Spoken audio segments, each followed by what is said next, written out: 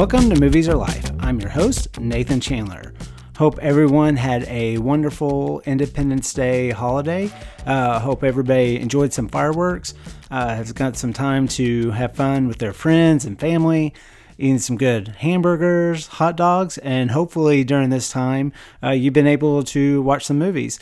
I thought this was a good chance to take a break from the rom-com list that we've been going through. That's been a whole lot of fun. The next one coming up will be about Notting Hill, and I did that with one of my very first bosses, but also he's been an incredible mentor for me in the communications and media world, Robin Kreisman. So make sure to subscribe and follow us because that episode will be coming out next week. But I thought, it's about the middle point of the summer, and so that means a lot of people have been going to the movie theaters, one, to get away from the heat, but also catch up on some of their favorite movies. I haven't gone and seen the new Indiana Jones movie yet. Honestly, probably won't. Loved Raiders of the Lost Ark when I was growing up. Very formidable movie in my early childhood. I've always loved the series, and the Kingdom of the Crystal Skull just kind of just closed the door for me. I have no desire to see this new one, even as much as I love Harrison Ford. But anyway, I thought this would be a good chance to quickly hit on some of the films I have seen this summer. We're going to touch on The Little Mermaid, Spider-Man Across the Spider-Verse, and Elemental. Whitney was kind enough to join me and talk about The Little Mermaid. We went and saw that as a family. And then also, Mark Blitch was able to carve some time out of his schedule to jump on real quick and talk about Spider-Man Across the Spider-Verse and Elemental. And I thought he provides some really good takes on that. So why don't we just go ahead and jump into the conversations? I thought I'd bring Whitney in to talk about The Little Mermaid, the new live-action version. And we saw it on opening weekend, didn't we? Yeah. Yeah. So what are your quick thoughts about it? Quick thoughts are it was way better than I ever dreamed it would be. Yes. I don't know. I think I just had in my mind that it would be like one of those real-life ones that came out on like NBC primetime. But I thought it was really good. You just want me to go through my quick thoughts? Yeah, sure. The King Triton. Yeah, played by Javier Bardem. All right, I didn't think it was very good. He's an amazing actor, right? And maybe they just didn't utilize him, but I just thought he was bored, or it was boring. And I'll say, not too long ago, he's actually in Lao Lao Crocodile, and in that movie, I was like, he was the one thing that saved that movie. Like, he was looking like he was having fun. Totally. So I would know if he felt a little bogged down by the CGI of it all. Yeah, something about that was weird. I felt like there's a lot of other little thoughts I had, but just as quick thoughts, the way they had to move in the water all the time was pretty fascinating to me, their bodies moving. I saw a live action, like Finding Nemo the other day, and the kids moved in that the whole time, and it really made me notice that they were having to do that. So I thought that was really cool that they had to do that. I have other thoughts, but that's where I'll start. Yeah, I thought Halle Bailey as Ariel was really good in it. Also thought Jonah Hauer-King, who played Eric, I thought he was actually pretty good in it, even though we spent a lot of time with him. I'm not quite sure why Eric had to get so much screen time in this thing. Yeah, same with his parents. I mean, I got the whole premise of it, but I thought I thought both sets of parents were just boring. And for a kids movie, like King Triton even could have been either over the top scary, but the stepmom or the mom, I guess adopted mother, and father were just also like so serious and kind of boring. And that was the part that I was a little like, what? If they were going to be background characters that didn't add to the film, why were they in it so much? Right. Did you first, the songs overall, but how did you feel about the songs that we, have come to love and the new songs? Yeah, I thought the songs were great. The negative side for me is that they did not play the song where they were cooking in the kitchen, where they were going to cook up the crab. Right? Crab? Yeah, Sebastian. Sebastian. They were going to cook him. They didn't sing that one, and I love that one. But I did love the new song, Scuttlebutt was like my favorite. I thought Awkwafina was totally made the movie. Yes. That character was fabulous. So I liked that new song. I thought the other new songs were good.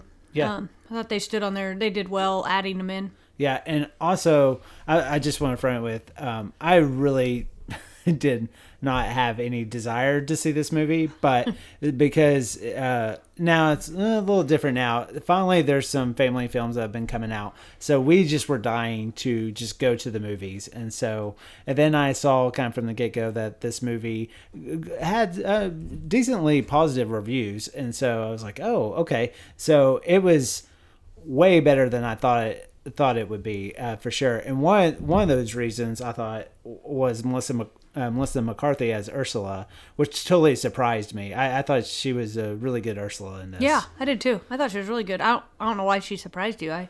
No, I've always liked her. I just the fact that she would be such a CGI-esque character, that's kind of how I wondered how she would do something like that. But because her as a person, actress alone, I think is enough. Like, yeah. You know, so, Sure. I thought it was really pretty the whole time. I mean, it was visually, maybe that is going to play better in the movie theater than it will on your home television. Even though home TVs are great now, but seeing it big and in the big theater was pretty impressive. Yeah.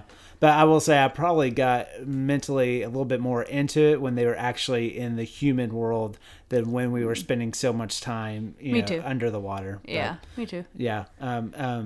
So you recommend this movie? Yeah, I'd recommend going. Again, I did not think it was going to be good going into it. I was with you. I just wanted to go eat popcorn and be in the air conditioning in the dark for a few hours. But I was really in.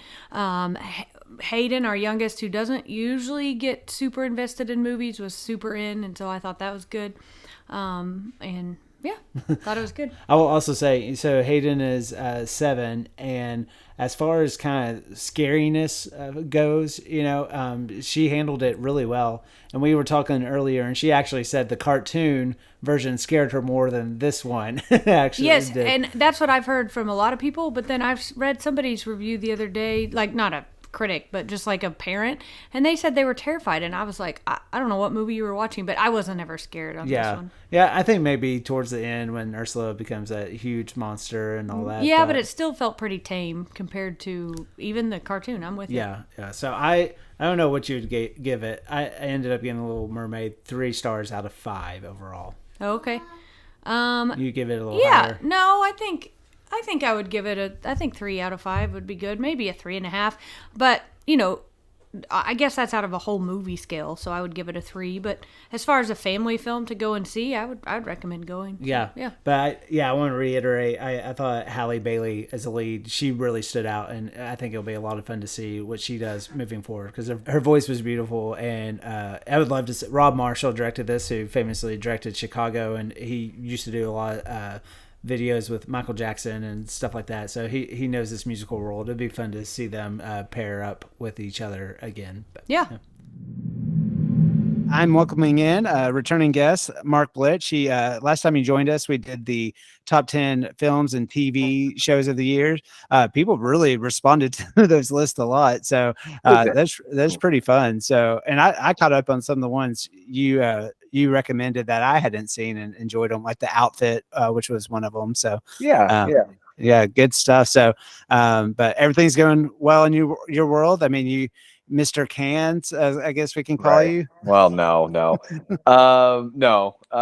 things have been good. Yeah, things have been good. I had a movie, a short film that I did for, like a speed film festival. I had, it got to premiere, or not premiere, it got to play at Cannes, which was fun. I didn't get to go. It wasn't in competition there, and I kind of had to make a decision: is it more worth me going on a family vacation with my family in the fall, or is it worth me going to Cannes? And so I kind of bit the bullet on that one. But I don't really. For the people that went, like, they're glad they went, but it didn't seem like I made the right call, because there wasn't like anything to receive. Yeah. Well, the good thing is we're recording this conversation, so if you need that snippet of what you just said for any kind of future family endeavors, let me know. No, that's good. No, I'm good. Yeah. And I'm sorry, I have to just mention, you got to meet Ryan Coogler. Yeah. So it was just for my work. We only got to hang out for about an hour and a half in Oakland. just did a little interview with him, talking about Chadwick with Chadwick's brother Derek. Oh, cool. Not really sure what that's going to come to at the end of the day, but we had an opportunity, and so we kind of jumped on it, and then we'll figure out the rest later. Well, nice. That's so cool. I know you're a big fan of Creed. Oh yeah. Yeah. I got to tell him too. I got to tell him kind of Nice. how important Rocky's been to like my family growing up, and just to say thanks. Like I didn't want to nerd out too much, but Right. But you don't know when you're gonna get an opportunity like that again. So I tried to be cool, calm, and collected. I don't know if it came across that way or if I came across like an idiot. Yeah. So if anybody's garnered anything from this conversation is that Mark is way cooler than I am. So he's our inside man. Well, I thought we could quickly hit on these two films, and I think maybe we don't know of each other's opinions on these films. I'm going to go ahead and start with a high point for me, but Sure. which is Spider-Man Across the Spider-Verse. I'm just guessing that you love this movie, but am I taking a shot in the dark with that? No, it's fair to say. I understand the genius of the first one, but for some reason I find myself falling asleep in the first one. So I was a little bit like, look, I know it's one of the greatest animated movies of all time, but I was also like, I also know that the first one didn't land like as much as I wanted it to. I don't know why.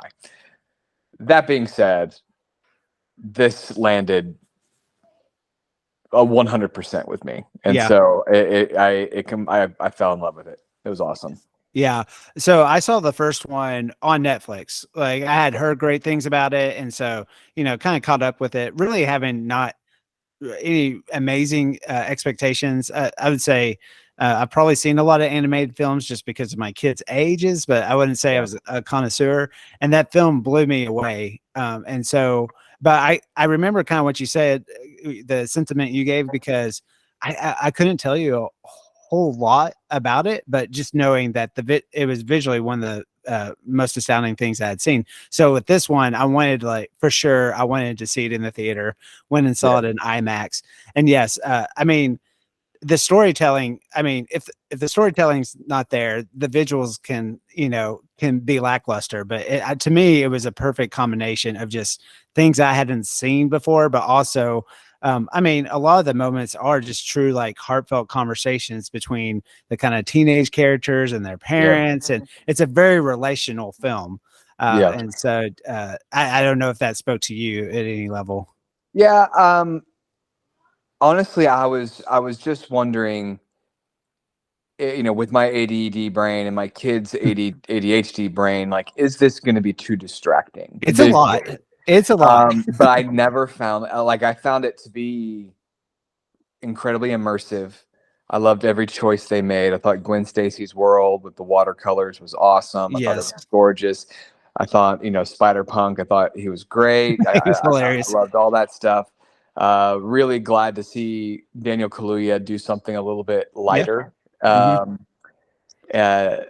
so he's kind of one of my favorite actors working, and so I was really excited to see what he brought, and I thought seemed like he was having so much fun, and the whole villain of the week aspect with the Spot I thought was great, and his origin story with the bagel and how that's like the second bagel reference in a multiverse story with everything everywhere all at once. And it's just it was so much fun to where like my son, my 10-year-old, turned to me afterwards, and he's usually like my contrarian. He usually doesn't like what we like, and he's like, Dad, I'm ready for the next one to start now. Oh wow. And so I'm like, that was a really great ringing endorsement. Yeah, that was one thing I couldn't really tell, honestly, like, someone like your son's age, like really how, because visually it's a lot. It's a Like lot. Yeah. it's a lot. And so, it's almost kind of, I wondered about that, like someone around his age, if kids would really, I could see them connecting to it. Certainly I could see them revisiting it like 10 years from now and going like, oh, wow, I missed a lot, with Yeah. a lot with the conversations and that sort of thing. But to me, I feel like even with the Spider-Punk character, there were lots of funny moments as well. But I think the jokes are even so fast sometimes. Yeah. Like it's definitely worth a second watch. So 100%. yeah. I'll say though one thing, and I don't think this is spoilery to say. I always purposely try to avoid a lot of things. This movie is definitely a first part to a second part movie, and I did not know that. And so I knew how long the movie was, and I was kind of like, they're gonna have to be wrapping things up pretty fast. And so I do wish I knew that going in, honestly. But I mean, it won't ruin your experience, but definitely. But it does conclude just like Empire Strikes Back going into Return of the Jedi. That I think this movie can stand on its own for a lot of merits, and you can see how maybe the third one's going to go in a whole different realm, so to speak. Yeah. So you recommend this movie? Oh, 100%. Yeah. Definitely. It'll definitely be in the top 10 of my year. I think so. I think it's number 2 right now for me. Yeah. And I would say it's really even an animated movie that I feel like, even if you're not someone who goes to see such things, it really is groundbreaking. And I think if you're willing to take a shot on it, even if you're not a superhero fan or anything like that, I think it is a one of a kind experience, and I think you'll appreciate what you visually see. Yeah, and you can also see the influence that the first one has had on animated films since then. Like, I'm not sure if you saw Puss in Boots: The Last Wish. Like, they adopted the same kind of kinetic animation. Oh, okay. Departure from the Shrek franchise. You got Mitchell versus the Machines, which I know Lord Miller did something, but even the new Ninja Turtles, like, it looks kind of has it. So I feel like it's people are starting to take notice that this is kind of a dynamic style of animation, and you have to wonder how many are going to have a story just as good, or if people just think they're going to connect with the visuals. Yeah. Well, this is actually a good transition into the second movie we're going to talk about, because one of the directors of this movie, Spider-Man Across the Spider-Verse, there was 3 directors. I listened to an interview with him, Kemp Powers. He he mentioned, just so people know, it took him about 4 years to make this movie, just to give you an idea of like everything that goes into such a thing. But Kemp Powers worked at Pixar, and he worked on the movie Soul that came out not too long ago on Disney Plus. But he left Pixar because he basically was intrigued by what Sony Animation was doing. So I think that's a good segue into Elemental, because for me, it just felt, even though it was a Pixar film, it felt very static, and somehow it's like Pixar was innovative with its animation, and somehow now people are going past them. I think if this was a race, it feels like they're kind of stuck in their style. Am I being too harsh there? I think a little. I think that you weren't going to be batting 1,000 like Pixar was. Yes. For the longest time. Like, I can't tell you. I don't know if I remember. I think the first movie of theirs that I didn't love was maybe A Good Dinosaur. So that was probably and so I think it's the same director as Elemental. I would have to double check and do a fact check on that, but it might be the same. And so for this one, Pixar's been, I feel like, has been kind of like Marvel, trying to find its second legs a little bit, at least the MCU. After Infinity War, they kind of haven't found that one new character that everyone has kind of fallen in love with, right? And with Pixar, after Up and after Inside Out is probably the last and greatest for me. I was, they've done a lot of different things. I didn't love. Let's scratch that. I thought Finding Red, or being, what was it, Making Red? Gosh, what was their panda Oh, one. Turning Red. Yeah. Turning Red. Yeah, sorry. Like I thought that one was okay. I thought that, like, you know, it wasn't necessarily aimed at my kids or anything, but Yes. but we enjoyed it. And then coming into this one, I didn't know anything really about it. I know that I think Pete Docter was an executive producer, and he's, in my opinion, one of the greatest storytellers we have outside of just with his Pixar pedigree. So I was kind of hoping that they'd reclaim some of the magic. But look, to be honest, I was planning on falling asleep during this movie. Like, I bought the tickets and I'm like, oh, I can get a good nap. And to its credit, it kept me awake. Okay. And so I don't know if that's a glowing review, but Mamadou Achi, the lead voice, he's awesome in that Archive 81 show that I talked about, but also in Patty Cakes, and so I was kind of excited to see, you know, what he would do, and but I think I'm ready for there to be some villains in Disney Pixar, both. And so I don't know if like the city's infrastructure is a worthy like antagonist. Yeah. You know what I mean? I get that. Yeah. Yeah, but I love all the family dynamic stuff. Like, I love that being a source of conflict, but it just didn't land for me.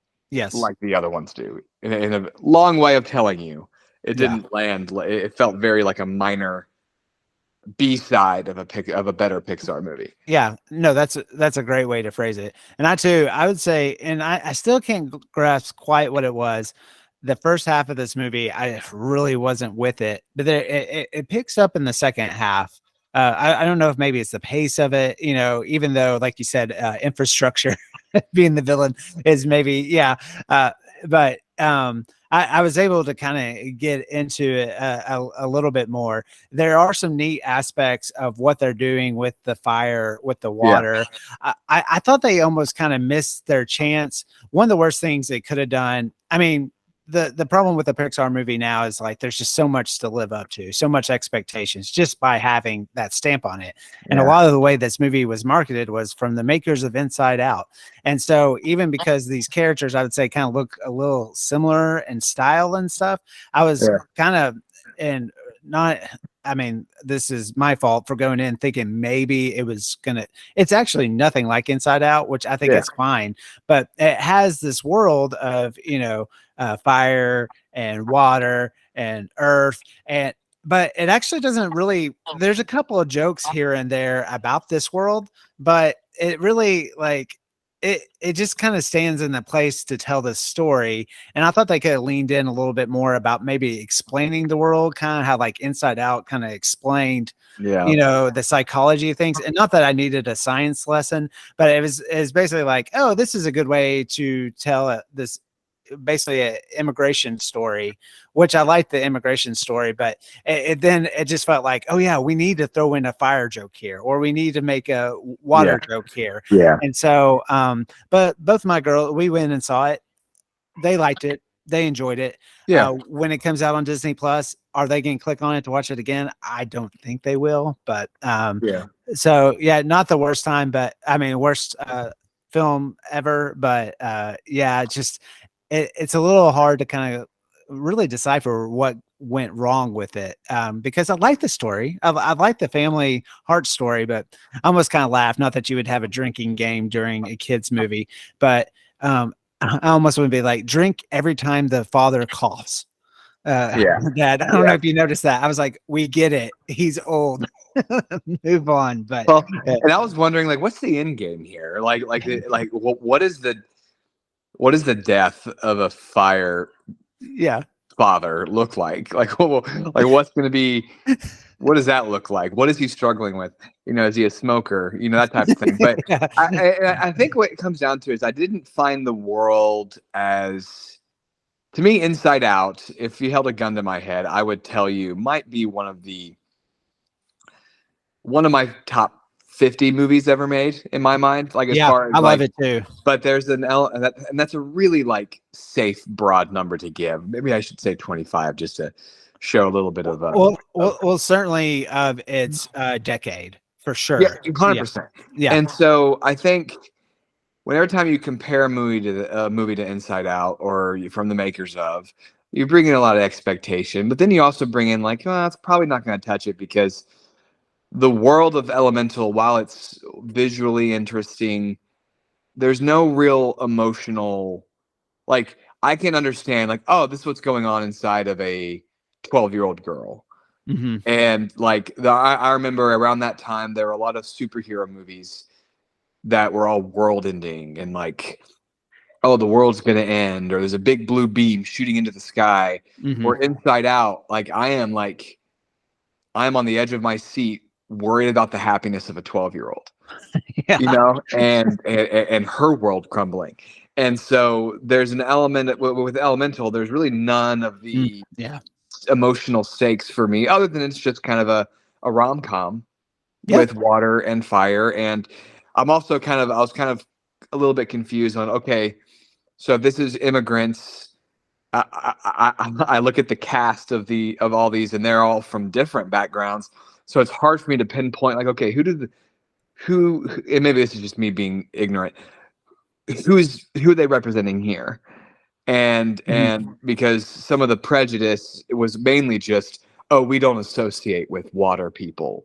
Yeah. And usually there's something, you know, and I'm sure that's definitely happened in the real world, but in a kids movie, it was kind of hard because it was hard to pinpoint, like, okay, who exactly are they? Who, and maybe I didn't need the background on the people who made the movie, but like it just seemed like it was just different. They're just saying, oh, they're just different for the sake of conflict. Mm-hmm. And I guess I didn't latch into that conflict as I wasn't as invested as I was just. It was just a cute rom-com to me. Like maybe there wasn't anything deeper. Right. So yeah.